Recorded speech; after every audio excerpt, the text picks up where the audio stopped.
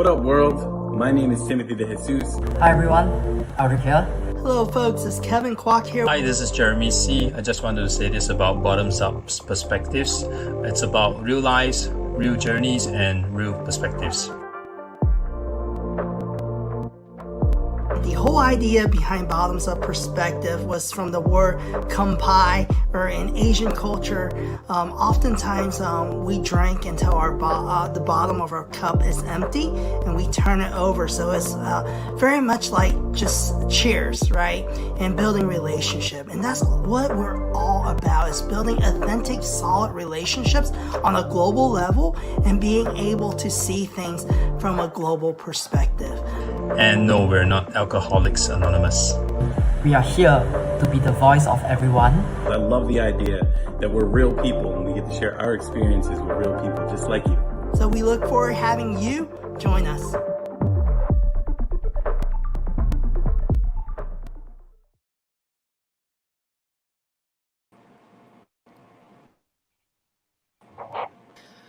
What is going on? Hello. Man? Super excited to be on. Ooh, we got some DJing going. Episode 18, right? It's TikTok. Go ahead. Awesome. So super excited to be on here. We have special guests, Maayan Gordon and also Deyarmond. They're both TikTok practitioners. So Timothy is starting to be a TikTok practitioner. I'm seeing a few videos.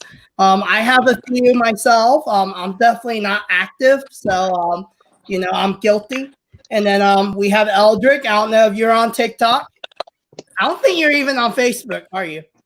Guilty as charged. I get that. So, and then we have Jeremy here as well. Are you on TikTok? I know you dabble with video stuff. No. I'm a TikTok skeptic, so it's gonna be an interesting episode. I might even throw a few questions right to Maayan and Tim. So we'll see how this goes. Okay, so we agree with each other here as a group that we go agree to even disagree. So we're gonna have just a little fun. So let's start with Maayan, because she is probably the most active out of all of us, and she started a huge TikTok following. How many people you have on your TikTok? I've got 2 million, a little over 2 Oh million. my goodness! Dang. Woo! I know, it's crazy even when I say it to me. So I think before we start, as people are hopping on, why don't you share with us a little about your TikTok journey? And Yeah, absolutely. So I hopped on late August of 2019, and 2 weeks, the first 2 weeks, I was just posting up some videos that I thought visually were kind of engaging. And in that second week, I got my first viral video, which got 10 million views. And that kind of opened up my eyes. Like, I never in my life imagined any of my videos would get probably more than 100,000 views just from my experience on Instagram. And so all of a sudden I was like, what is going on with this app? Also in that video, there were all these comments I didn't understand around Visco girls, and I didn't know what a Visco girl was. And I looked it up on Google and still didn't understand what it was. And so I became really fascinated. And then again, good timing. So the month of October, I made a connection that maybe people would get excited through the context of Halloween about glass blowing pumpkin videos. And these pumpkin videos went super viral. I think I had 3 or 4 of them that did more than 10 million views as well. One of them got like 50 million views. And this led to a ton of follower growth. So I gained 600,000 followers in the month of October alone. Rode that pretty high up to 1 million. Got plateaued around 1.7 million after just kind of pretty steady growth, and struggled at 1.7 million for 3-4 months before I, through experimentation, really figured out a strategy to break through that. So it started out as glass blowing, but has now really evolved into a page mostly around me. So me, the things I do, the things I'm interested in, and then also trying to create, I think, strong community through TikTok, because it naturally has a really strong built-in sense of community. And so just trying to figure out how to tap into that and utilize that to create a larger following, a more engaged following, and then just more value from my content. So were you active on any other social media platform before TikTok? Yeah, so I've been on Instagram for 8 years now. I have 2 Instagram accounts that each have 40,000 followers. So to me, that was a ton of success. I thought I was crushing it on Instagram until I hopped on TikTok, and now I kind of have a new jaded perspective on those numbers. But I do love Instagram because it's where I've made most of my money. I've done more than $1 million in sales directly through Instagram for my glass blowing business. And it's a great place to sell product. Service, not so much, but most of my previous businesses had been around selling products, and Instagram's a very good place for that because people love to buy stuff from people almost even more than they do brands. And I've always operated in the context of, yes, I have this business, but guess what, guys? It's all about me. What about you, Tim? Love to hear your story. I have 2,000 followers, actually, so not nearly as many as Maayan. And actually, I just did a consultation with Maayan. What was it, a few weeks ago? And you know, I learned a lot from that, and I also have that posted on my LinkedIn as well. If anybody wants to check that out, Maayan has it on her YouTube channel, and so I've learned a little bit more about, you know, where I should take my channel, what I should do with it, you know, how I should focus in on it a little bit more. I was kind of all over the place, kind of utilizing that old mentality of social media, you know, doing the 60-40, 60%, you know, fun stuff, 40% business, and not really kind of grasping at that whole idea of like, you know, there's a wide niche out there now with TikTok, and it's very different than other social medias. So that's where I kind of lost that whole mentality. But I actually started TikTok this time last year, just to test it out and see what it was all about, because I kept hearing about Musical.ly and TikTok through Gary Vee, who was an angel investor in TikTok. That's also how I heard about TikTok. Exactly. And Musical.ly, I never put much anything into Musical.ly because I was like, I'm not going to lip sync. But when I saw that TikTok, you could post other types of videos. That's, I think, what drew me to that more than Musical.ly. Yeah, I agree. You know, and you know, when he started talking about Musical.ly, I'm like, okay, I don't really get it. It's not really, you know, my thing. I don't see how you could, you know, apply business to it. So I just kind of kept working on my LinkedIn at the time, and then, you know, we kind of kept talking about it, and then TikTok came along, they merged and everything, and it's like, wow, this is really something.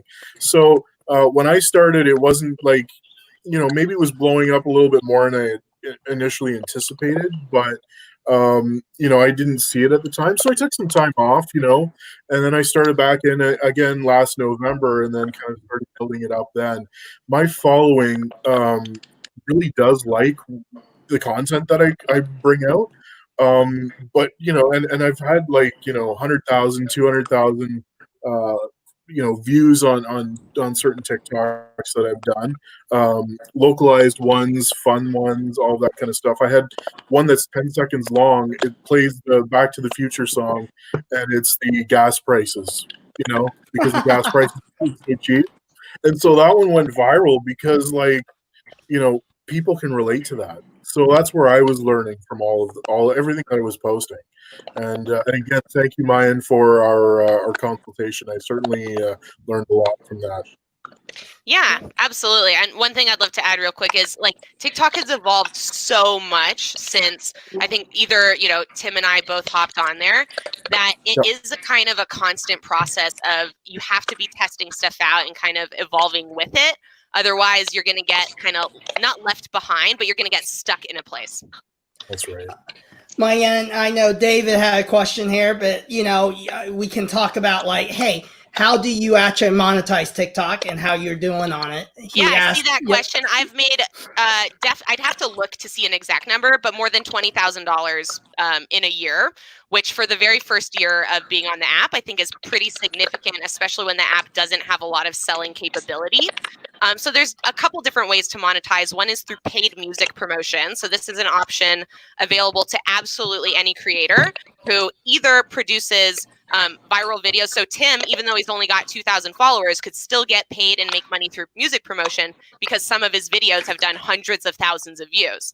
The other way is if you generally have a large following, people are more likely to seek you out. So I have labels, actual music artists, and producers who reach out to me and say, hey, we have a campaign, we've got this budget, how much do you charge to post music on your videos? So that's one way. Another, of course, is the influencer brand deals. So I don't do a lot of those, mostly because I'm looking for long-term influencer contracts. I'm not interested in a single sponsored post, even if it is $1,000 or $500. That just doesn't really interest me. What does interest me is working with a brand whose content or product I can incorporate really well into my page, and there's a long-term relationship to be built there. Another one that I personally make money through is consultations. I didn't count that in my 20,000. If you count my consultation work, it's definitely above 50,000.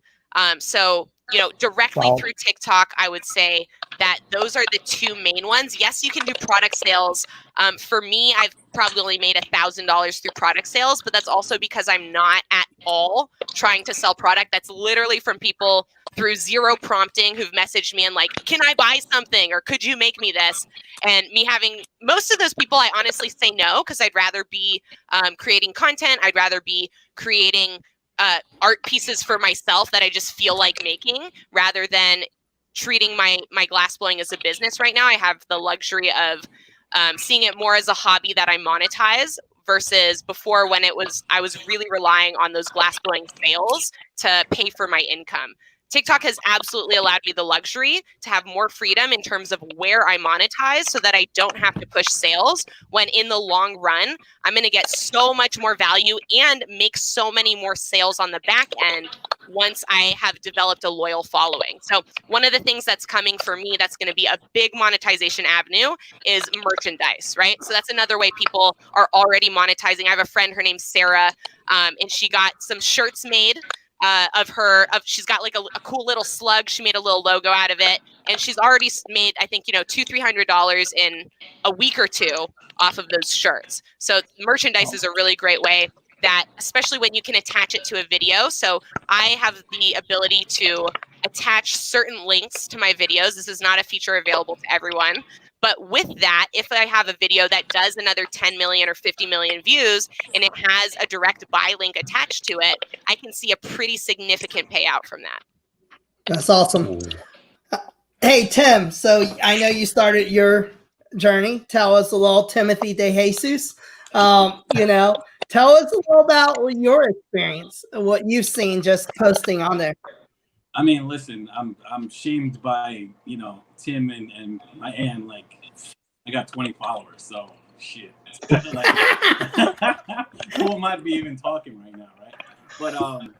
But no, I mean, listen, the only reason I started doing it was, first of all, I wanted to try it, because obviously I've been seeing TikTok all over the place, and you've been hearing it, and to not at least explore it was kind of asinine. Tim actually opened my eyes quite a bit on our Zoom call, and I was like, all right, let me just explore this thing. So I started posting goofy DJ videos, because I'm like, all right, I know it's about music. I do music. Like, cool, let's try it out. One video I posted, and I posted it on LinkedIn, and it didn't do good on LinkedIn, but it blew up on TikTok, which I thought was really interesting. It was a dubstep video. And it blew up. Like, it got me like 15 followers off one video. Which is not I should jump into Tim. I should just jump in for a second. I've actually had videos do better on other social medias from TikTok, not just on LinkedIn, but on Facebook as well. I did one for like an existing client of mine. I said, hey, this takes like 2 minutes. Let me do it. So I did kind of a commercial for him. He posted it up on his Facebook page. He had maybe like 1,000 likes on his page. By the end of the weekend, it was like within 3 days, he had 800 more likes. Oh shit. I'd love to add to that real quick. I had a client who they had a beauty and makeup brand, and they were running Facebook ads, and there was a certain week where the normal videos that would convert for them just were not converting on Facebook. So they took that opportunity to try out one of their viral or more viral. I had like 100,000 views on this TikTok video, and it performed better than their normal Facebook content for an ad. So there is really direct crossover, I think, from TikTok to other platforms. Yeah. So that and Sorry, I didn't mean to interrupt. Okay. No. I appreciate it. Listen, I mean, like I said, I'm not even one to talk. I'm just sharing my experience, but I really want to hear what you guys have to say. Because again, I'm a newbie. I think I'm like 3 weeks in. But my experience with it is, and why I like TikTok thus far, and I swear I hope it doesn't get banned, is it's so easy to post from TikTok to Instagram to Facebook to LinkedIn like that. Like you can hit so many platforms with one TikTok video, and the editing stuff you can do in TikTok is pretty awesome. So, that's what's really drew me to the platform. I think I'm going to experiment with more content on there just to see. Like the DJ stuff is, it's not really doing all that great. Like I said, I got 20 followers organically out of nowhere, which I'll take it. I'm not complaining. But I'm going to experiment with like other type of content on there. Because the reality is, the cool thing is, like I said, you can you can take one video and hit so many platforms in one shot. I mean, you can literally take one TikTok video and hit all platforms if it applies to all platforms, which I really appreciate. I find how-to videos go really, really well, especially right now because, everybody's doing really great at the dancing, except me because I can't dance. But I think it's starting to get watered down, and TikTok's looking for other types of content. So maybe try that angle, I think. Yeah, educational content right now is actually huge on TikTok. They've put a lot of money into specific programs to promote educational content, and they consider educational content usually one of 3 categories. One is a motivational video that is considered education. Another is a how-to or a DIY style video, and the other is a did you know /facts type of video. So those are the 3 educational content categories that exist that they recognize on TikTok, and I would guess have tweaked the algorithm to recognize and promote as well. Anyone want to answer CP here? Anyone look into TikTok Live and their impact for brands? I found one who gets a number of orders to his site every time he goes live. I love TikTok Live. Anytime I go live, I get between, and I don't go live for very long. I usually do 10 to 30 minutes because that's really all I can handle. There's like so much interaction and attention being given. But the responsiveness of people actually wanting to comment and engage in a live is so much more profound than any other platform. Not just because of my numbers, but people who go live who have, 2,000 followers, 3,000 followers are getting, tens, if not hundreds of comments during their live stream. So this is the perfect time to say, hey guys, I don't know if you've checked out my website yet, but here it is. And you tell them the website, and they have the time to go check it out while they're on the live stream. In addition to that, I think it's a really great time to demonstrate any type of product or service that you're trying to sell versus in the 10-second, 15-second video. Sometimes it can be really hard to give information about your product or your service in a way that really sells it outside of just being entertaining. And so during that live stream, you have as much time as you want to talk about it. And that's, I think, what really can drive some of those sales. So for live, go ahead, Tim. Oh yeah, sorry, real quick. Is live available to anybody who has a TikTok account? Or you have to have 1,000 followers. That's like the minimum requirement, and then it opens up the live access to you. Gotcha. Okay. So for those of us here in the West, it's called TikTok, right? So we also have a huge Asian audience that's hopping on as well. So Jeremey and Aldric, you guys are probably familiar with Deyarmond, right? So and it's been around a lot longer than TikTok. Because ByteDance is the founder of Deyarmond and also 4 other video platforms in Asia. So I want to hear from someone that's overseas, because it's, TikTok's a hot thing in the US. It's new to us, right? In Asia, it's already big players. Andy Lau's on it. A lot of celebrities are on it. People that in the West we aren't familiar with, right? But in the East, there's Asian celebrities and big ads and people selling drinks, Pepsi, Coke, the same way Facebook does and the other platforms. So I want to hear. Let's start with the retail guy. Kevin, not to make you embarrassed or anything. I believe it's pronounced Douyin. It just loosely translated to, I don't know, vibrating sound. If I have to split the two words around. I honestly haven't been really in touch with it. Yes, I've lived in China for like 9 years. I still have contacts there. But I don't. Maybe we were of an older generation. I don't see that much content from them. But I'm not on the platform as well. But I do see the same kind of posts. In other social media, like in Facebook. Like Tim mentioned. It's very easy to share. So I do see those Douyin videos elsewhere. And to me, largely, it's more of a entertainment kind of value. You probably don't. You still have that regular dance kind of video or lip sync kind of video, but a lot more I see personally. It's more of those kind of a comedy, short skit kind of a video for a quick laugh. That's like entertaining. Of course, you still get your dosage of cat videos and things like that.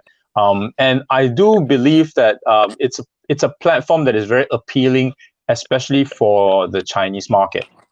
Which is why would answer the question, well, why there are a lot of celebrities on these platforms, because it's the same cycle, right? In the past, before all this, there was like Weibo, and then WeChat accounts. And it's just evolved to Douyin. So celebrities will always be on them because that's a great way to reach 1.3, maybe 1.4 billion people within China. So I think largely that's where you want that visibility, and if everyone is on it, you want to be on it.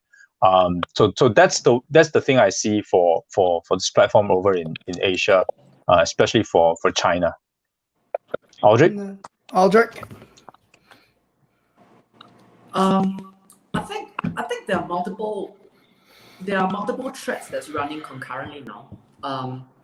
In this part of the world, which is pretty much Southeast Asia, and then let's say Hong Kong, Taiwan, and China, there's a lot of Instagram influencers that they are now evaluating the balance between being on Instagram versus getting onto TikTok, and they are seeing this as one complementing each other, right? So they can see that this is a high growth and this is slightly tapering. So it doesn't take much for them to actually duplicate the contents across while still getting their own personal brand or business to scale.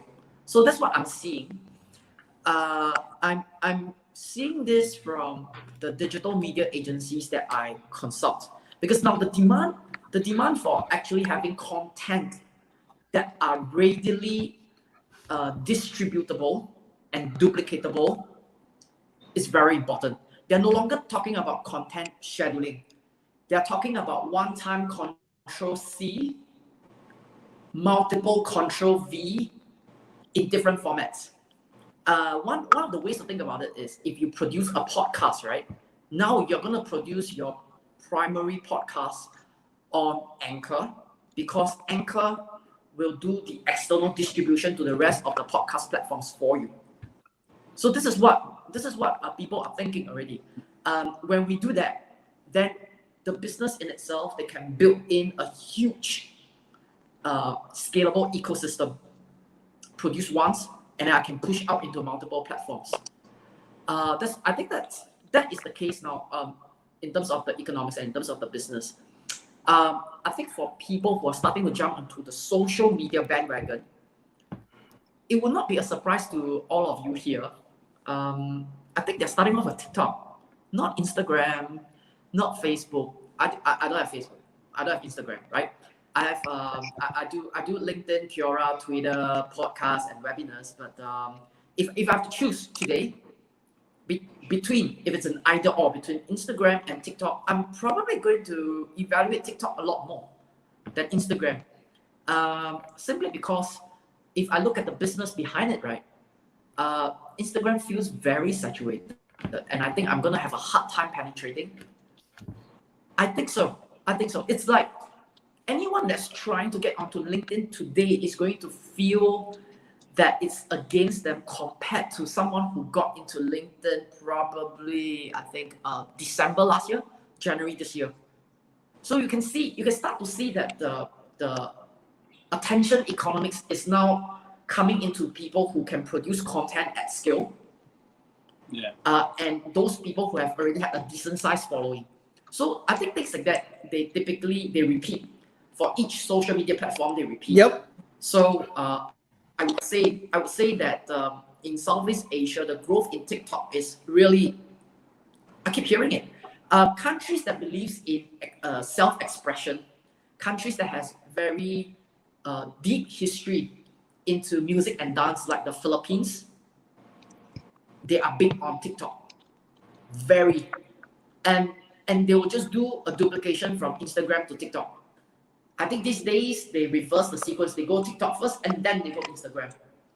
And that's the growth of this new genre of people. I'm not too sure if you guys heard it in the US or in the West. It's called micro influencers. Yep. Everyone is now trying to be a micro influencer on TikTok.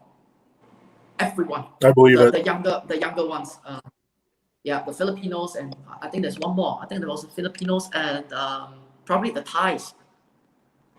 Big on it. And I think I'm very impressed. I think new things. Yeah, I think the big thing with TikTok too, I think nowadays our attention span is so much shorter, and it's nice to have a couple second video. Like I catch myself, I'll be on TikTok and I'll scroll away and it'll go like, here goes 2 hours, because it's so easy to digest the content very quickly. And that's why they're doing LinkedIn stories, they're rolling that out soon in the US. But everyone's, even Instagram, all those short video platforms where, hey, here's a video, it goes away, because they're competing with TikTok. They see it, they see that's where the attention is. That's where a lot of the younger generation is. A lot of parents are on it, it's crazy. Like nowadays, like a lot of 40 plus are on TikTok. There's an 80-year-old woman that I follow, and she's the most funny human being I follow on TikTok. That's awesome. But guys, the thing is this: this short form video platform isn't new. I think a few years back there was something called Vine. I think it died. Yeah. So why TikTok now versus Vine back then? Right. It's a question that's been bothering me. I actually have you on that, right? And I'm new to TikTok, but this was powerful to me. So I've had Instagram for a little while. I've posted a lot more content on Instagram than I have on TikTok. But on TikTok, it's so freaking easy to get followers. It's so much easier than Instagram. Instagram getting organic followers is damn near, I don't want to say it's impossible, but it's very difficult. Versus TikTok getting organic followers does not seem that hard. So I think that's where you're seeing a lot of the, like the push for TikTok. Because at the end of the day, look, if you're trying to sell something, you need an audience. It's just that simple. So, if it's so hard to get, like, and that's something Instagram did purposely, because I know they're trying to obviously push their ads. So they want you to do their ads so that you can, get in front of more people and possibly get followers. But the reality is, TikTok, you don't need to do that. You kind of can just post videos and all of a sudden you gain followers. I have half the amount of followers on TikTok as I do on Instagram in like 2 weeks. And I haven't done shit with it. Realistically, I haven't put much effort other than posting up a few dumbass videos. I agree. And the thing is, like, I've been on Instagram like pretty much since it started, before Facebook even owned it. And it never really appealed to me that much. Like TikTok appeals to me because I can relate to the content that's there. And I can be myself. When I started on TikTok, I was, rigid, and I was kind of like, I don't really get the whole video thing. Do I feel comfortable doing video? I feel a lot more comfortable doing video now that I've done more and more TikToks. On Instagram, I feel like everything's so fake. Everybody's trying to be perfect, and not perfect. Okay, like, I'm just this Picture guy perfect. who's got a beard and a bit of a beer belly here, and like, I'm not gonna be like an Instagram model, so like, you I feel could. like- Come on. Yes, you could. Yeah. Come on, Tim. I feel Put on more a at home with bikini TikTok. and post it, and you'll get a bunch of engagement. Promise. Put on some music and shake that thing. Yeah, and I'd love to. But I feel you can be a regular person on TikTok and still get a following and still be yourself. Whereas I feel on Instagram, you don't necessarily get that. Yeah, absolutely. I'd love to address the specific question of like, why did Vine fail in TikTok? Why wouldn't it fail? I know someone who was one of the first creators who was a really big influencer on Vine. And part of the reason that platform failed had to do with the company structure, not necessarily anything to do with creators or lack of demand. But there were a group of creators who were doing really well, were the main driving force of that platform, and they were supposed to get paid. They were supposed to get some financial benefit, where the company, because again of whatever internal reasons that I think are not very public at all, they really dropped the ball in terms of that organization and really communicating with those influencers and those creators in a way where it fell apart at some point. It just completely fell apart, and people just abandoned it almost. So I think TikTok's really protected against that because they have such great infrastructure specifically designed to make the creators who are contributing feel incredibly valued. Like, as I'm part of their TikTok creator program, and I get gifts. They send me like little gift boxes with all these cool little things for Valentine's Day. I got this huge display of chocolates in the shape of a heart. They send you stuff for your birthday. They also sent like a wellness package that had all sorts of little art activities. And not only did it feel great, but now I had stuff to take video. I was like, oh my God, I'm going to take a video of this stuff. So it really encouraged me to want to not only keep supporting the platform, but even just to make more content that literally promoted TikTok and said, hey, thanks TikTok for sending me this awesome cup that says for you on it. I've got like 3 different TikTok cups they've sent me. I've got, in fact, let me grab real quick right here. I have this sweater they sent me. Like, how cool is this thing? I love it. That's cool. And Right. so, they send us marketing materials. When I wear this, people get to see and hear about TikTok. So I think they're much more strategic and smart about how they're interacting with their creators. Hey, That's LinkedIn, cool. pay attention at me. What up? And I want to just jump in for a sec. Up here in Canada, TikTok's not quite as big as it is in the States. I mean, it's starting to gain more traction. But during the pandemic, when everyone was home, my numbers were going up. And I think it's because people were at home, they were bored. They were maybe starting to, look at TikTok differently than they were before this.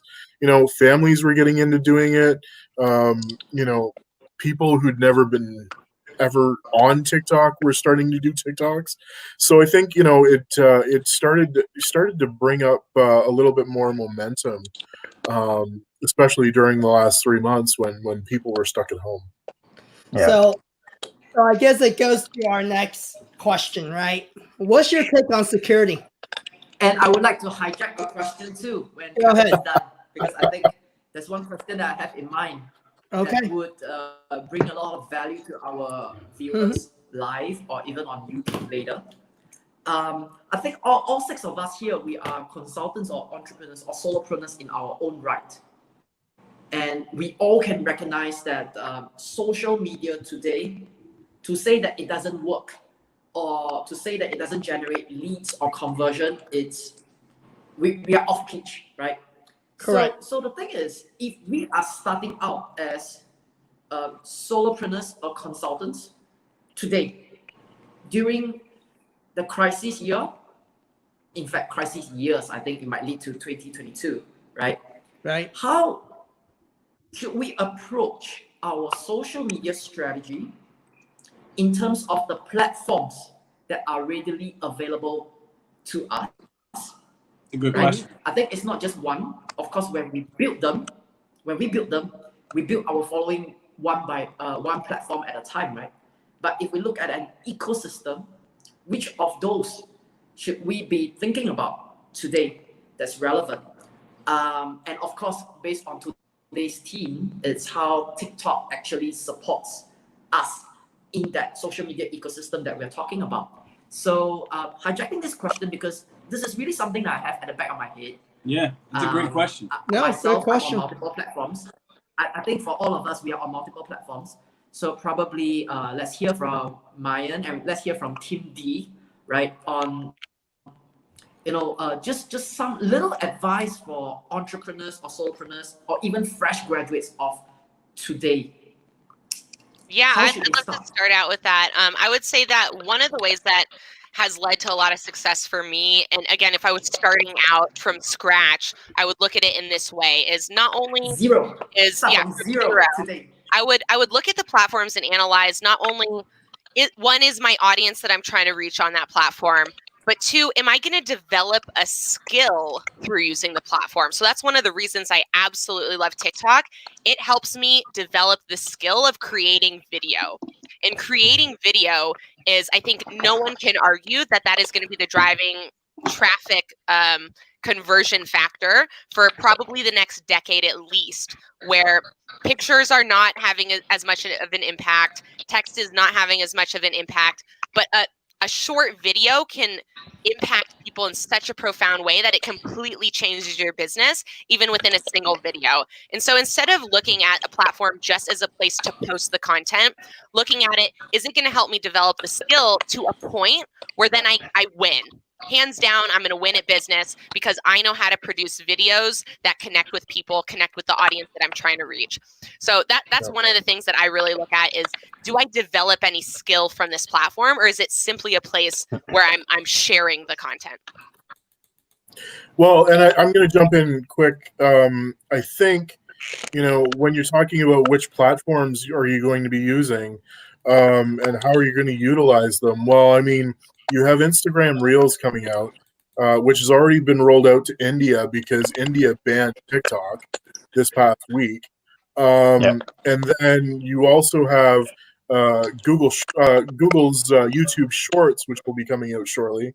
There's other TikTok clones as well, like Likey, that hasn't really taken off as strongly, but still has that huge following, the huge numbers of audience that are still on there. But my thought here is they're all short videos. However you look at it, and you're gaining that attention span, right? Like, I read something recently. If you're doing a proposal for a client, like say on a business to business level, they are really only hearing about 7% of your proposal. So when you're thinking about how big of a proposal can be, it can be 20 minutes, half an hour, 7% is not very long. But if you have a really short video where you can educate them quickly about what, that elevator pitch, I think it brings people in a little bit stronger, and they're a little bit more willing to listen to what you have to say. Yeah, I think that's a very good point, Tim. Sorry, Timothy DeJesus. I mean, like, now there's two Tims. I'm a little confused. Two Tims. But I mean, like, that Tim. I think just one point. I think you are pretty right on point on the 7 seconds pitching because of attention. When I was still in the corporate environment, where we talk about pitches and pitch decks, even pitch books. There's this rule called the page of 7. Your first 7 pages are important. The rest, no one is going to look at it anymore because it's too thick, right? So it's 7 pages. That was 10 years ago. Today, we're talking about 7 seconds. So I think that's a testament in terms of how people's attention is really being arbitraged across the various items that's coming along our way. So I think you're right on point on that. And if we can just dissect our pitch decks into various videos of 7 seconds and disseminate them actually before the session, it will work way better because the impressions have been anchored. Yeah. That's what I want to say. Go ahead. No, Mr. Daddy with the listen, Teddy. that's fantastic. That's a great follow-up thought. I mean, my take on all the social media platforms, I'm touching all of them. Like LinkedIn is kind of my main focus right now because that's where I have the most traction. But you know, my take on all of it is, I think if you're going from ground zero, spend the time where you can get the most bang for your buck, and that's been my strategy. My strategy has been, I get the most bang for my buck on LinkedIn. You know, at this point, even without connection requests, I've been adding about 100 followers a day on LinkedIn, which, you know, that's pretty good. So, you know, from that perspective, I'm like, all right, well, where am I spending my time? Of course, LinkedIn. But now I have the arsenal of every one of them. I'm on pretty much every platform. I'm even on Twitter and everything, but I'm not getting traction on Twitter. I'm not getting traction on Instagram, but I got a little bit of traction in the first 2 weeks on TikTok. Okay, I'm going to spend some time on TikTok. I'm going to spend some time on LinkedIn. And then, you know, what I see for myself, again, from a ground zero perspective, is I've been able to cross-pollinate LinkedIn followers to the other platforms. And I think that's where your strategy has to be, is if you're getting success and maybe you're putting out different content on different platforms, because as I said, I'll put out a video on TikTok that I won't put on Instagram. I mean, on LinkedIn, because LinkedIn just won't identify with it. You know, the LinkedIn does not really like EDM that much. I've been finding out. So, and that's okay, right?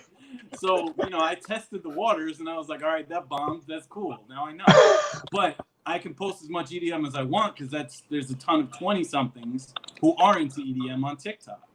So, you know, again, it's really, I think Maayan said it best, right? Okay, the content, where can I put my content that the value is going to be?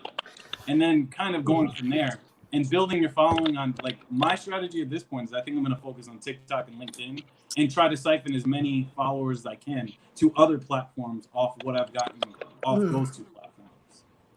I want to hop in real quick. So being an agency founder, I think it's important to understand, like, why are you doing it first? You know, I think we need to backtrack a little bit. Before you even get on social media, why are you doing it? What for? You know, I think I always tell people, how do you measure the success of your social media if you don't know your why? Absolutely. Love that. Like, how do you measure performance of anything, right?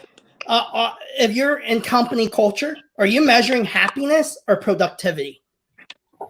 That's two different things. And the way you get there is going to be totally different. So when we're talking about, okay, TikTok, LinkedIn, Instagram, it really depends. What am I trying to build a business and make money? Am I trying to just grab attention? Am I trying to have someone send me product so I can become of influence? It really depends. Are you wanting to stand on a stage and go speak? You know, all those things are different indicators of what my goal is and my objective. So I think to answer this question, you really need to be clear why you're on social media. And I think there's a place on every platform, right? And you also have to fit your personality. You know, I see so many people, because they see Gary or someone else do well on a platform, then if they saw Maayan do good on TikTok, then they hop on this bandwagon, but they don't have her personality. You know, there's a reason why people want to watch her do her dances and her video. I mean, I'm just going to be honest, like for Aldric, for me and Jeremey, if we did the exact same thing, we might have zero traction. You know, so we have to look at zero. Yeah, we don't know, right? So I think that's more than you. I think that's something I have more than you. More than me. That's something we need to realize and be honest with ourselves. But we need to focus on, and we hear this a lot, right? Building a personal brand. Where would your personality, you being yourself, on what platform will it work? And if you're a company, a business, same thing. As a corporation, what fits your corporation? You know, them being themselves instead of them trying to be someone else.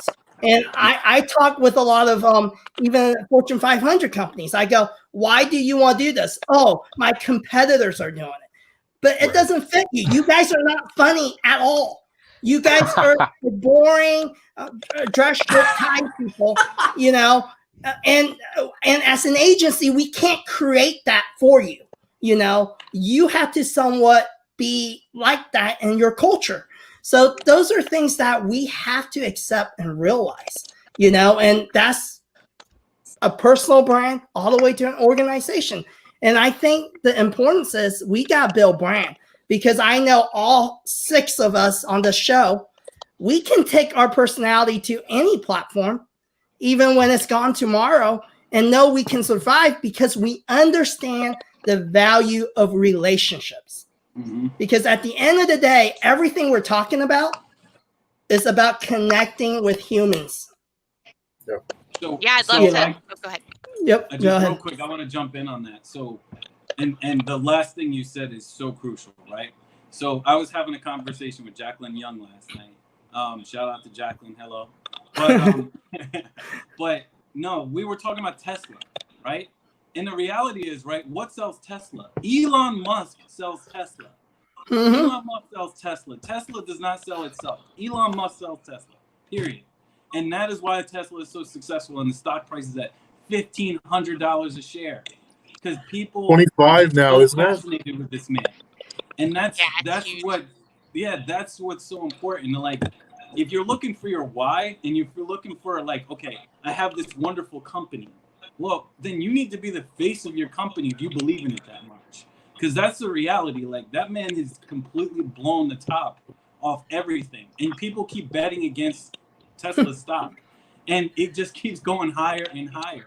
And the funny thing I read the other day is, because I'm into the stock market, people have shorted $200 billion on Tesla stock by selling it early. Think about that. $200 billion. Like, if you put $10,000 on Tesla at $100, you'd be pretty good right now. So, like, that's the stuff that people need to realize about social media. And Tesla doesn't advertise. It's Elon. That's it.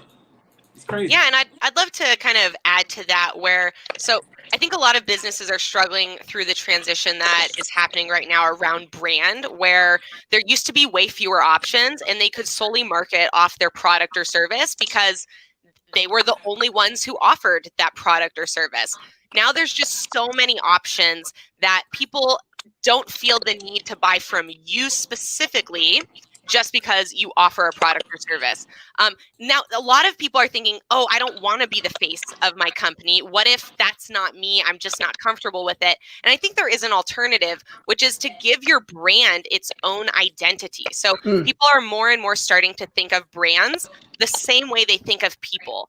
And so Nike, for example, doesn't have an Elon Musk, but it has such a strong brand personality to the brand of Nike that it's able to be really successful in connecting with its audiences. And so I think a great exercise for any business or brand out there is to think, if I had to describe my business as a human being, what adjectives would I use to describe it? Are they funny? Is my business, goofy? Is my business, really smart? Is it particular and calculated, or is it spastic? And being able to come up with a list of those adjectives is really going to help you drive how to create your content, because it doesn't have to be centered around a person necessarily. It has to be centered around a personality. And as human beings, we actually give personality to inanimate objects all the time, and inanimate things all the time. It's something we love to do. And so if you can figure out how to do that with your business, your products, and your services, you'll still have that same amount of success as if someone was the face of your company. Yeah, That's good. I have to add on to that too, because you bring up a great point with Nike. Nike actually shortfalls himself tremendously on social media, because you're absolutely right. So many people identify with the brand, but I follow Nike specifically on Twitter and other platforms, and they really don't put out a lot of content. And they're crushing it on TikTok though. What's that? They're crushing it on TikTok. They've got like 7-8 million. Yeah. Because I follow them on Twitter, because all of my updates, because I'm a sneakerhead, all my updates come from Twitter. All the new releases, I'm like, all right, let me find out where they're dropping and things like that. But they don't have a strong outside of TikTok. They don't have a strong brand presence. And Nike if we talk about the stock market, they just lost $700 billion last quarter. Something crazy. Wow. So think about if they were doing a good job on social media, like Elon, what that would have looked like and what the stock price looks like. So again, Yeah, like, and to add to that, actually, I'd say so they've historically done very well when they had an athlete who they tied their brand to, who had an incredibly strong personality. I think one of the reasons they're suffering right now is because they don't have that key athlete for which people can identify with. I certainly haven't seen them promote kind of around one singular athlete that people want to be like Mike or want to be like Bo, right? They're Bo Jackson. Bo Jackson, I think, was one of the most successful, campaigns ever. So I think you're absolutely right that tying to a real human being is always better because it's easy to see yourself in another person. It's easier to see yourself in another person than it is in like a faceless brand. But I do Very think it's relatable. Yeah. But I think it goes back to too. We also have to pay attention to other brands, and Jeremey Sea might be able to relate to this. Think about it. When like Nike came onto the market, there wasn't that competition. Yeah. So think about it. Now Adidas, Under Armour, they're all doing a better job at marketing. Period. They all have athletes, and now the competition because of social media is starting to become, nowadays us six can compete with a multi-million-dollar company. it's true. You couldn't do that 5 years ago. For sure. For sure. Yep. So the market's changing.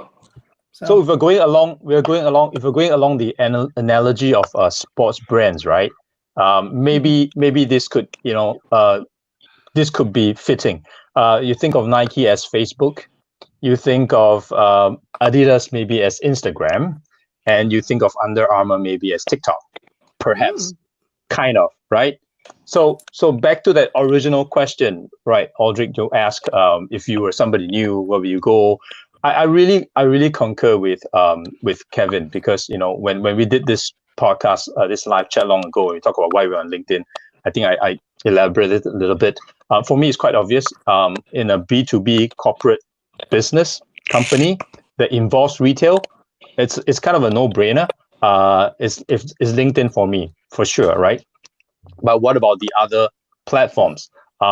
You guys all made good points. It depends on personality, what you want to show and all that. So to me, the way I think about these different platforms, really, LinkedIn for the main reason of answering my why, the why, which is my company's business relies on physical retail, which is why I thought that doing sort of a business to business kind of retail technology kind of videos to help share what is happening in physical retail would help the business in general, right?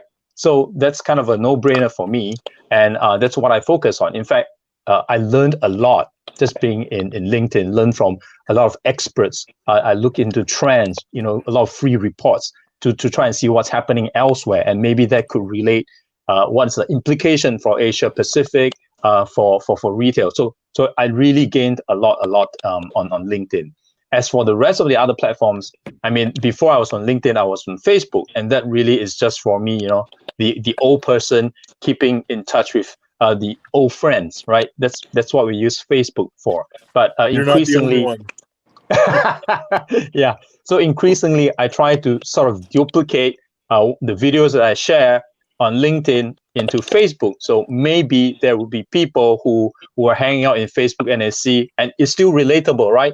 Everyone knows retail, right? Everyone wants to see how shops are doing, all that. Even more so in this pandemic now when things are reopening, and I've made a lot of connections from there as well. And we can talk about retail all day. So those will be primarily the two. Twitter, I don't know. Twitter is just a war of words to me, and to me, okay, that's my own thinking, right? A war of words. Instagram, I don't have that model face. I can't show my skin. Nobody wants to see it. And I don't have I don't have would follow you, Jeremy. I don't have kick-ass photography skills, or hire somebody professionally to take pictures of me visiting a retail shop. Why would I want to do that anyway? I'm not selling products. So Instagram, I have an account, but I'm just stalking people, right? Celebrities, whatnot, friends. So that's how I use Instagram. And so His TikTok is the one. celebrity friends. Instagram's Celebrity also my favorite stalking tool. You look at the stories and you're like, what are they doing today? Yeah, absolutely. Yeah.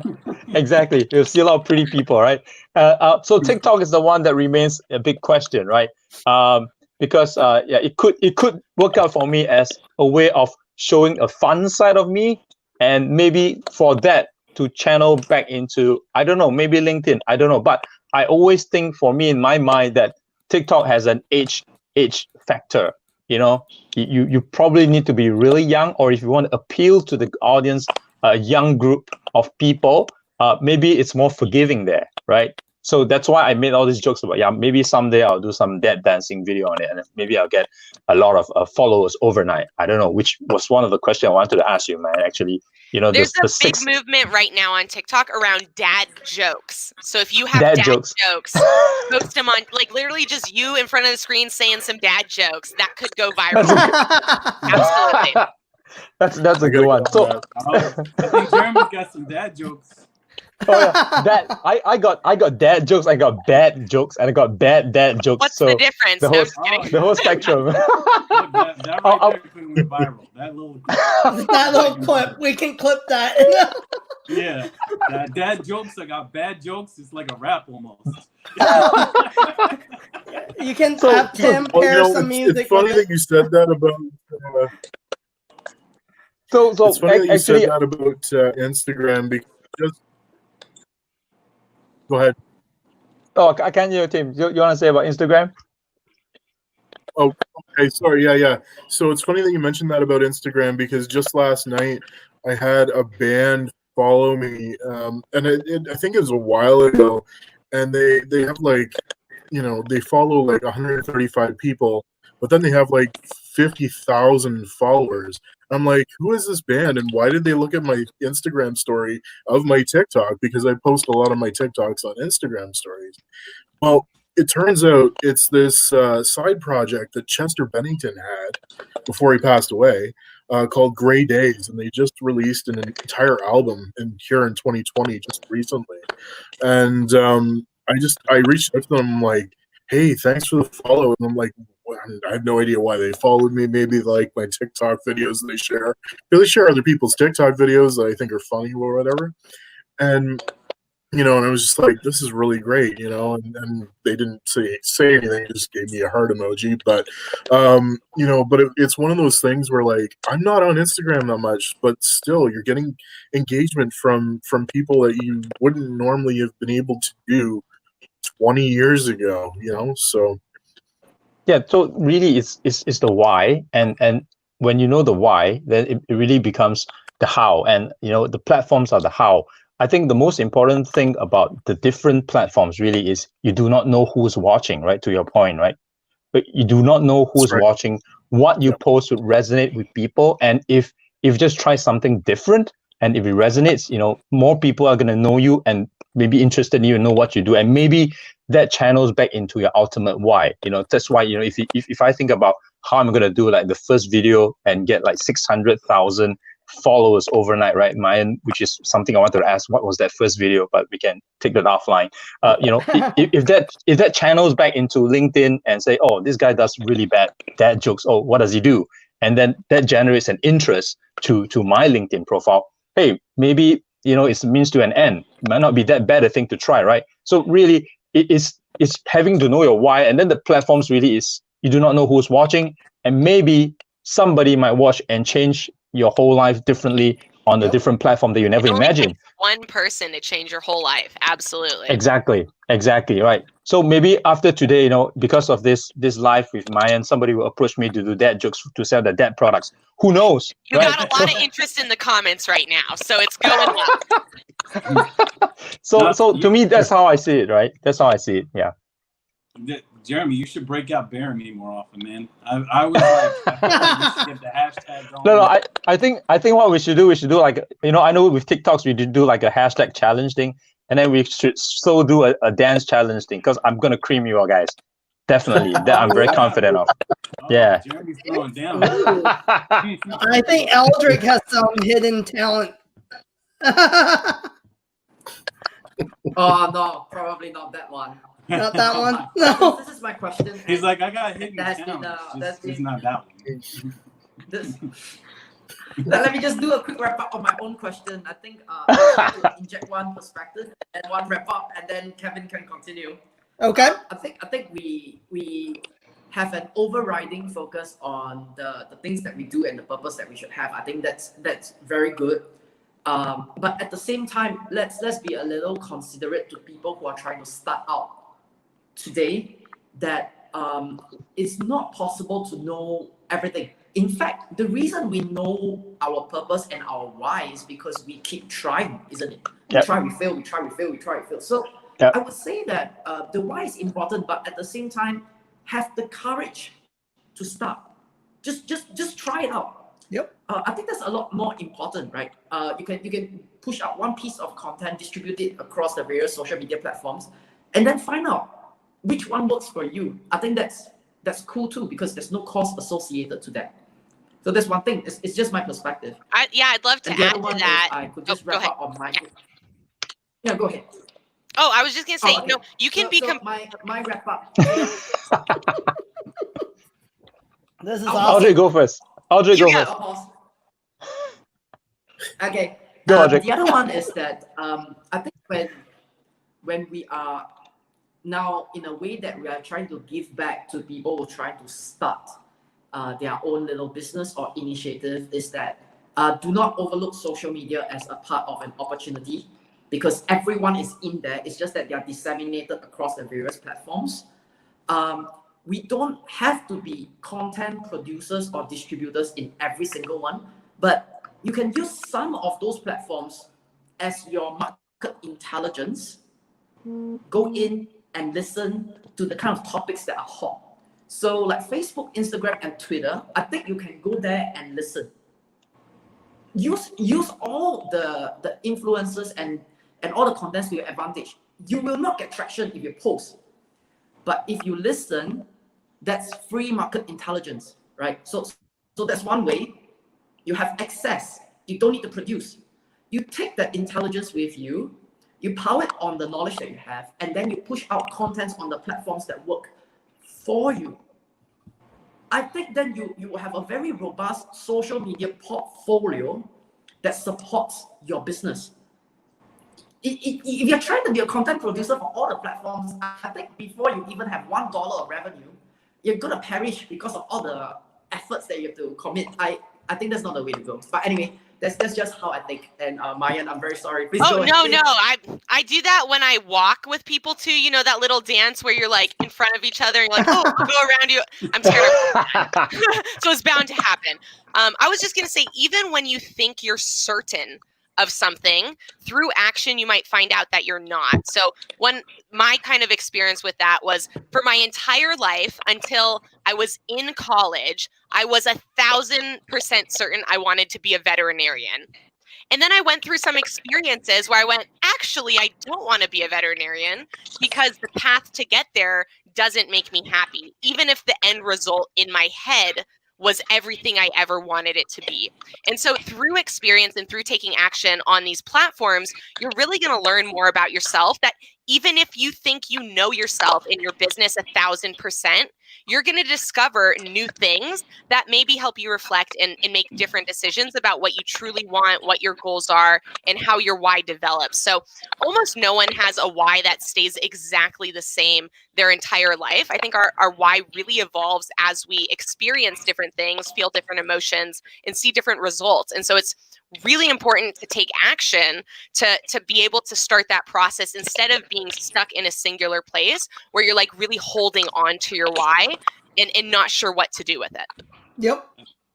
Good point. That's great. That's a great point. I think in anything you have to be nimble with your thoughts is the reality, because if you're not, you're going to fail. The only way you can be rigid is if you have something that's uber successful, and okay, if it ain't broke, don't fix it, right? Outside of that, if it's not, if you're not 1 million plus, and or even if you are 1 million plus, but that's not quite bringing in that much revenue, okay, you got to be nimble and find what's going to work, and continue to use social media and other platforms to get better and increase exposure. So that's just my feeling on the whole thing. I think we're all experiencing having to be limble with COVID. Yeah. So I think this is a question that a lot of people are wondering when we talk about TikTok because it's on the news headlines, right? So I just want to hear from you guys. What are your thoughts on security? Because I know Tim bought it up before we actually hop onto the live show. So let's hear it.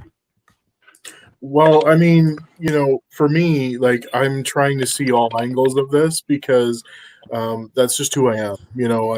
I want to know like what points of view are. So from everything that I've read, everything that I've seen, everything that's been posted, I can tell that there's a lot of moving parts to this. So I mean, you have the interrupted Trump rally that kind of started this whole movement just recently again after 6 months of nobody talking about it, and then that people potentially delving into the back end of the actual app and saying, well, why does TikTok need this information? Why does TikTok need that information? And then suggesting that maybe Google and Facebook don't have as much information on people. But I think people have very short memories because you look back to Cambridge Analytica with Facebook and how much information had been transferred for the U.S. election. And as well as what Google's been doing and all that kind of stuff, it's one of those things where it's an ever evolving thing. So like Facebook, for example, has been in the courts several times, and it's usually been about security issues, and the security issues always keep coming back up, and then there's new security issues. Well, again, ever evolving thing, because people are feeling more and more worried about their personal security on their devices when Apple could be listening in on us because we have an Apple iPhone. Like it's all very it's all very tough to give one answer to because there's so many different sides to this. Do I think that the Chinese government is spying on people? Well, if they're spying on a lot of people in their living rooms doing dances, I think they've got more pressing issues to deal with. But that's my thought. I'm gonna jump in here. I agree with you, Tim. Think of it this way, right? TikTok from China. Come on, the Chinese government has 1.3 or 1.4 billion people to have privacy issues with, right? Why bother with the rest of the world? So that's one point. And the other point is not specific to TikTok specifically as a social media platform, but if you are concerned with your privacy and all that stuff, don't go on social media at all. Not just TikTok. Yeah. Throw your phone away. You don't need that. How many people don't get have on these things now, right? Exactly. Go live in the mountains, right? Go live in the mountains, like Spokane. And incidentally, Maayan, I've been there, right? It's not a huge city, but it's very nice, natural and all that. So go and live in Spokane. Perfect. Yep. Yeah. So don't think about security and privacy, right? Unless you are like really some guy that is really important, and you want to be a politician and you have dirt on you that people can dig up. Otherwise, just be okay. You are signing your life away anyway of all your privacy and all that as soon as you get into Google, right? Your every move, everywhere you've been to, as long as you have a phone. So you have a choice. To that too, I mean, most social medias are doing kind of like, they're gathering data because they want to show ads to you that make sense to you. And it helps us as marketers figure out who that audience is, how we can reach out to them, and what their interests are. So, I mean, exactly. Really what we're doing is we're trying to help that audience find what they want, Yeah, just for retail, for example, right? Google has this mobility report thing, and that's helping shopping malls determine if people are coming back, right? once they reopen. So that's one application nobody thought of, right? Nobody thought of. So they're tracking where you're moving around. What for? Suddenly it has a commercial or information use data that can be used by shopping malls and shops to know how exactly people are moving around, in different states that reopen. So who thought of that? No. So you have a choice, be on social media or not. Don't just pinpoint on TikTok. You have surrendered whatever information you have, as long as you have an internet banking or some credit card. So, go and live in the mountains, you have considerations like privacy. I'd love to add to that. I think people in general love drama. That's why tabloid magazines still sell phenomenally. But people really don't talk about data being used for good. And I've talked to a lot of companies that collect data specifically to create mental health apps around it, or to create things that, again, like in terms of advertisements, do you want to see an ad that you aren't interested in? No. Do you like it when you were like, I wonder if there's some great option for this new microwave that I need, and all of a sudden it pops up on your phone. So I think there's a lot of good things that can be done with data, but people love to demonize anything that they can in today's world. It's very polarized, and I think most people love drama. Yeah, that's true. I think with TikTok, and I go back to the Facebook thing, because Facebook had huge security concerns years ago. So they didn't shut Facebook down, which to me says, I don't know, why shut TikTok down? Facebook, I feel like, had it way worse. And the other thing about Facebook, which I don't like, and it scares the shit out of me, is like Facebook's, I don't know if it's an artificial intelligence thing or whatever, but one day I go into my Facebook and it says like suggested group Subaru owners. And I'm like, how the F do you know I drive a Subaru? How do you know? There's nothing online anywhere about me driving a Subaru. So how do you know that I drive a Subaru? Listening. And it freaked me out. I'm like, I almost wanted to jump off Facebook that day, because I'm like, there's nothing about me anywhere that says I have a Subaru and you're suggesting this group to me. So, I think TikTok is kind of harmless as far as I'm concerned, but I don't know. I'm not educated on that, so I'm just talking. Tim, what you should have done is to change a different brand of cars, and you see the next day you log on, they know which brand you've changed to. Yeah. That will scare you off. At that point, I'm maybe like, I'm out. Talk about Ford. So yeah, I'd love to talk about Adrian's question real quick. Yeah. So I got an email from TikTok, I think it was 2 days ago, where they specifically sent out an email to creators saying, just so you guys know, we want to make it very clear that we are not selling or giving your information to the Chinese government. So I think there's two different concerns. One is TikTok collecting your data. The other is TikTok giving away or selling your data. I'm really not worried about TikTok collecting my data, because I know they're using it to improve the app. And if they're using my Google information in searches, if they're using my other Facebook to improve existing function within the app, I'm totally okay with that. I think where people are getting more upset is, are they secretly selling it to the Chinese government? Which I don't think they'd risk their entire business to, for whatever reason, to like give the info to the Chinese government. That's not like their MO. And so that's really not something I'm worried about, especially if they're specifically going to say, no, we're not doing this. That would be such a fraudulent thing to say if they were, right? That would put them in such a hot water position, versus even like what happened with Facebook, where they went, we weren't aware of this, and yes, we didn't have the correct security measures to prevent it. They didn't go, no, we're not doing it, and then, oh, sorry, we lied. So I think, that it's a different context, but I highly doubt that they're blatantly lying about what they're doing with their data. I want to just chime in here real quick.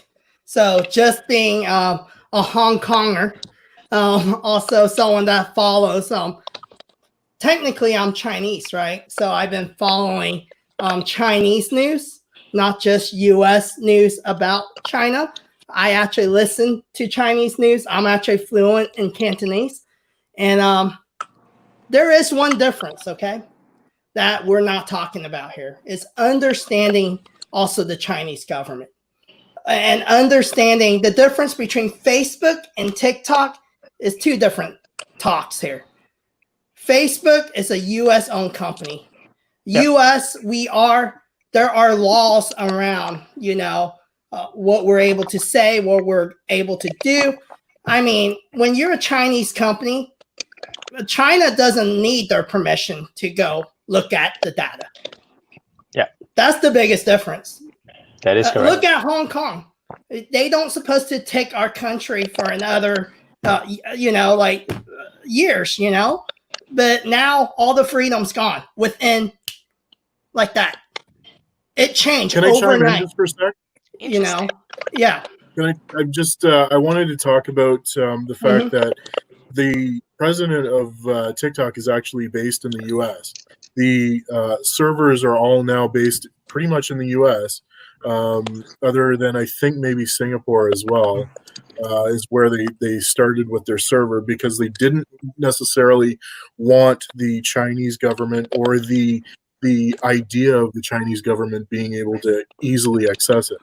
Now, can they potentially access some of this data? Maybe if they get through some red tape, because they're not in the same country as the servers. But they have planted presidents and CEOs in the countries that TikTok is serving.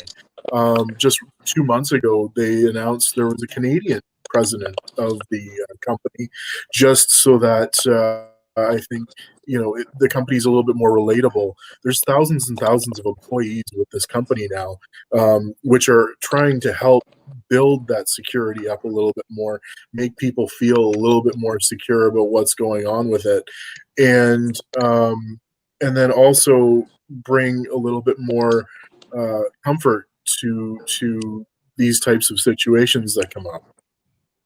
That's good. Yeah. And I think I'll just add on. Go ahead, Aldric. Two simple points to that. One is, of course, there's the disclaimer that they are not going to give. But as with any counterparties, right?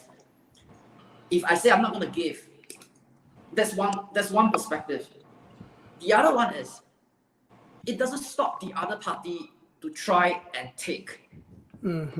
No, that's a different perspective altogether, right? Because if the party that is trying to take is of a stronger position and entity, I'm not gonna give, but my defense is gonna be a lot weaker. So that's what I think. It's nothing to do with countries or politics. I think it applies throughout, right? It applies throughout. Even in negotiation, I can hold my ground. But if your buyer is always at a higher position, then you know that it's usually very difficult. So that's one point of mine. Second thing, I think in terms of the data, we are still in control in terms of the content that we want to produce. So if you're not comfortable, or if you have security concerns, you don't have to produce content that's related to your family or your daily life. You can just do things that you're perfectly fine if someone were to mine your data. I mean, like we're still in control. That's my point. Just 2 points. That's good. That's good, Aldric. That's fair. Yeah. Now there are concerns of younger users on TikTok, and and the safety concerns that go along with that. But I mean, again, that's more of a parental thing, I think, in my opinion, than a hey, let's make sure that our kids stay safe on this app. That's kind of where I'm at with it. But that's my 2 cents on that. I agree, because I grew up in a time where I wasn't allowed to have a cell phone that even sent text messages until I was 15, because my mom was worried perverts might text me, right? So I do think that's more of a if you're worried about your kids and their safety, don't give them a phone. Period. Yeah. And perverts are on LinkedIn as well. Oh my God! my wife will attest to that. Yeah, that's true. You know what I do find interesting about TikTok, and I guess it's just this generation talking about kids. I see kids cursing at 5 years old, parents condoning it. It's actually a little bit sad to me. I'm not gonna lie. One day I opened it up and this mom was filming, and the kid just was dropping F-bombs, and I'm like, dude. Why are you exploiting your kids like this? Come on, man. Yeah. It's a 5 or 6 year old kid. Fall back. Is fame that important to you that you need to get your kids cursing to get notoriety? Come on, stop. So that's one thing I just noticed. I don't like that shit. That's good. I think it's having, the right perspective, right? I think all these, tools are out there for us to use, and it really depends on your comfort level and on what's being shared. And, and you have the freedom, like Aldric said, you don't have to produce, content. You can choose not to be on there. And, so my last question for the night, we've been here for almost over an hour now, right? Is, what if it does go away, like TikTok? So what's something you can tell the audience that, they need to understand with social media? What if it goes away tomorrow? I know there's people that build businesses around specific social channels. I know none of us did that, but what's some advice that you can give? I would say don't wallow in a pit of despair, because I see a lot of people do that when like I get messages routinely from other creators who've had their accounts banned on TikTok, and they're like, I have no idea why this happened. I had 1.5 million followers. Can you help me get in touch with someone? Like, I'm devastated by this.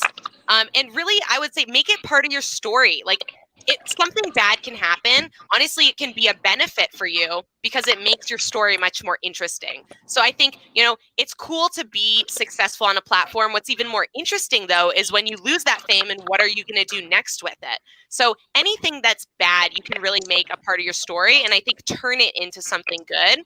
And by quickly doing that and not wallowing in the pit of despair, you're going to have some momentum and some traction to be able to build on another platform. That's good. Right advice. My thoughts, I build strategies for my clients. So strategies change. So when you can change the strategy, if TikTok was gone tomorrow and you're like, oh my gosh, what am I going to do? How am I going to rebuild, or what am I going to do? Well, that's why you need to know what your goals are and what you want to do to attain those goals and what return on investment looks like, because honestly, I mean, anything could happen. I mean, Gary Vee himself has said, like, social media, I don't see it happening in the next 20 plus years. I think there's going to be something else going on. Could be virtual reality for all we know. But the idea is, if you remain fluid and open to change, I think you're going to, move forward in a very positive way. Yeah. I think my personal opinion on this is, and this is something that Kevin talks about relentlessly, is relationships, right? Is, okay, if you have people on TikTok, if you have people on LinkedIn, make sure you keep them close to the best. Because the reality is, if the platform goes away, that relationship doesn't. If LinkedIn was to disappear tomorrow, I'm still going to find ways to keep in touch with Kevin, Aldric, and Jeremy, because they're my bottoms up brothers. You know what I mean? Like, yep. we're gonna go on, right? So I think the relationship aspect is so important, and that's part of LinkedIn, why it's a powerful tool right now. I mean, I've met so many people through LinkedIn that I would have never met, and no matter what, that I want to stay in touch with. And truthfully, Tim and Maayan, I want to add you guys to the roster because, I mean, you guys are amazing. Realistically, you guys brought so much awesome information to today's show. This was probably one of the most informative bottoms up we've had. So, I really appreciate that. Thanks, Tim. Yeah, thank you so much for inviting us. It was a lot of fun. But that's my 2 cents. If I do add on to this, I think building on what you guys have said, right? There are a few things that don't go away because it's just a platform, right? What like Maayan said earlier, right? You need to learn a skill. If you go on a platform, if there's a certain skill you acquired, it's going to stay with you, right? Like I've sort of acquired the skill to do videos, right? Yeah, I'm not very good, but there's still a skill. I've not done that in 40 plus years of my life, but I've acquired a skill. It doesn't go with me unless I get dementia or something real early in my life. But that doesn't go away. Your brand doesn't go away. Yes, the connections don't go away, really. They're just temporarily not on that platform. But if you have formed that connection, or more importantly, that relationship, they're going to come back to you because they know who you are, which is why building that relationship is important. And I said earlier, brand, right? Yeah, what you stand for, your brand. it's the same on whichever platform you are, right? I'm not going to change my hashtag to the new bad dad jokes guy. No. Why not? So those things don't go away. So the platform is just the vehicle that delivers to represent you. So if that goes away, start from scratch, because you've acquired so many new things that will allow you to come back. Yeah, they are temporarily gone. You built a few million followers, but they're going to be staying there. And if they don't, then probably, they shouldn't be a follower to start with, right? You probably don't mean anything to them when they just anyhow added you or something. So that's my take. I think when we get too specific, we will have that worry. In a way that if you are vested only on one platform, and if that platform goes away, you're gonna be suffering from anxiety attack, right? But if we roll it up and think about it, that if we think about marketing, it doesn't go away, right? If we think about campaigns and advertising, it doesn't go away, but platform changes. So I think just stick to what we can do in terms of our competence, but learn different things along the way. I think that matters. In fact, even on air television and radio, they have gone down, but they are not away. They're still around. It's just that their time on the front stage is over, right? So there will be a time where I think social media as a whole, their golden age will go away. It's part of our history anyway, right?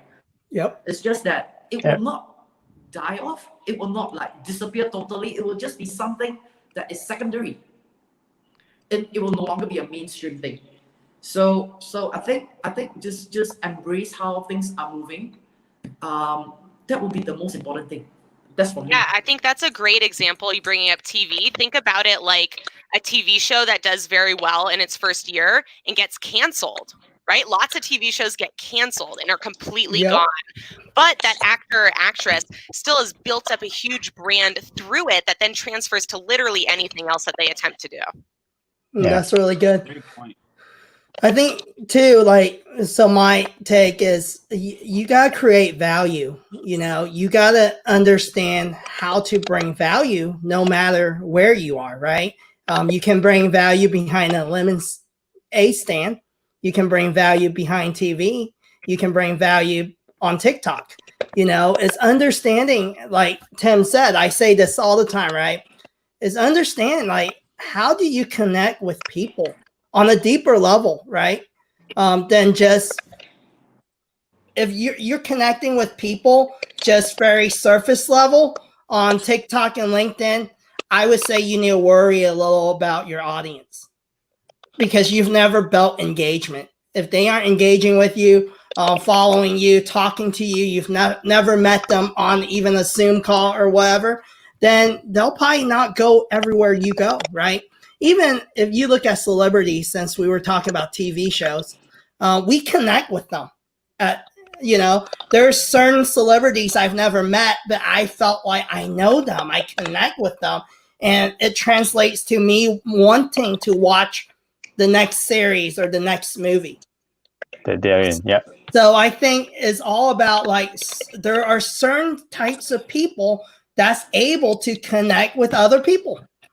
And I think that, it is an art in itself. And I think part of it, I think we all have, all six of us, is we're just real. We're authentic. This is who we are. And we're not trying to be something we're not. And I think people resonate with people who are real and original. I think that's important. Yeah. Yep. Good point. Yeah. So I am so thankful for Tim and Maayan being a guest on the show, and there was so much value here, and it was a lot of fun. And I've been actually thinking about doing some TikToks myself. So before I end tonight, okay, I have a whole team of video editors, 3.9, but personally, I don't get how to do videos on there. I have a couple tips for you. man, So you there's can't a say couple. So I want some tips tonight before we end the show. Yeah. Yeah, I so look here's at, some I easy turn ways. it on and I look at it. I'm like, oh my I'm goodness. gonna do. You know, so I was Yeah, like, guys, can you pre-make the videos and I just upload it? Yeah, some really easy ways for anyone to create content on TikTok would be one, to use the green screen feature and use a video of a news clip. So this is you'll see it it's kind of a popular thing. Pick a news story who has a attention grabbing headline, and just comment on what you think, your opinion or your analysis or whatever it is about that headline. That's a really easy way where you have the visual. Is it's that very the one quick. where the guys point to stuff? No. So it's let me see if I could pull it up super fast. See, I'm on TikTok, guys. So yeah, you hit the little in the effects, and it looks like. Do you see the little green screen? It's right there. Yes. You hit it, and it lets you pick a picture from your phone. So you Okay. can then Right. put someone's profile. You can put whatever picture you want, and then you kind of let's see if. Then you show up and you're like, hey, and you can be like, oh my God, that's a crazy headline. And so you can just say whatever you want about what's on the screen, almost like you're Cool. a news host. And so this is really easy because then you can find anything that either relates to your business or you just think is interesting. Like a lot of us already read news in different formats. So as you're already reading the things you're interested in, especially if it's about COVID, because COVID's very relatable and a hot topic, right? Like picking a graph that you find of like I'll be that COVID TikTok guy. exactly, and you're COVID like, TikTok oh my God, Americans are stupid, or like whatever you want to say about it. That's a really easy way to do it. I think that is less confusing than just you in front of the camera. That's That's awesome. a good one. Great That's a good tip. one. I'm gonna try it. So I'm gonna look for It's it. not that hard, trust me. I'm is it not? I am not tech savvy, so for me, to be able Watch, to- I'll totally mess up. No, it's really not that hard. It's actually it's pretty cool the effects you can use and like what you can do with it. It's pretty cool. Like I said, the thing I do like about it is you make a pretty damn cool video and then you instantly share it to Instagram, to Facebook, like that. So once you get the hang of it, and it's not hard. It took me like, I don't know, 2 days to kind of figure it out. And it has its own built-in captioning, right? Too. Well, not captioning necessarily. No, But you can put in like texts and banners and stuff like that to pop out. As Maayan had mentioned in my consultation, having kind of a headline kind of above, if you were doing something breaking news, for example, something that just happened in the news and you want to say like, this is what's happening in the news. Can you guys believe this? And you want them to comment on it to generate that engagement, then, it's just something that resonates with people because that's what they're used to. They're used to seeing it in the news, right? So.